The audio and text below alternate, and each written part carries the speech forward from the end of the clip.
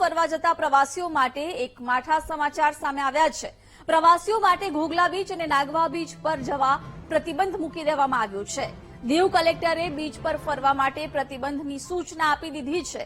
દરિયાઈ મોજામાં કરંટ આવવાથી અકસ્માત ન થાય તે માટે આ નિર્ણય લેવાયો છે।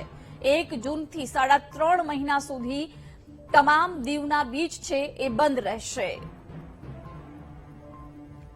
દીવમાં ફરવા જતા પ્રવાસીઓ માટે આ માઠા સમાચાર છે। જો કે તેમની સુરક્ષાને ધ્યાનમાં રાખતા જ આ નિર્ણય લેવામાં આવ્યો છે। પ્રવાસીઓ માટે દીવના તમામ બીચ છે એ 1 જૂનથી 3.5 મહિના માટે બંધ રાખવાનો નિર્ણય લેવામાં આવ્યો છે। દરિયાઈ મોજામાં પણ કરંટ આવતા હોય છે અને આ દરમિયાન અનેક અકસ્માતો પણ થતા હોય છે, નાની મોટી દુર્ઘટના બનતી હોય છે, જેને લઈ આ નિર્ણય લેવાયો છે। પ્રવાસીઓની સુરક્ષાને ધ્યાનમાં રાખતા જ 3.5 મહિના સુધી બીચ બંધ રહેશે। 3.5 મહિના સુધી બીચ પર જવા માટે પ્રતિબંધ લગાવી દેવામાં આવ્યું છે।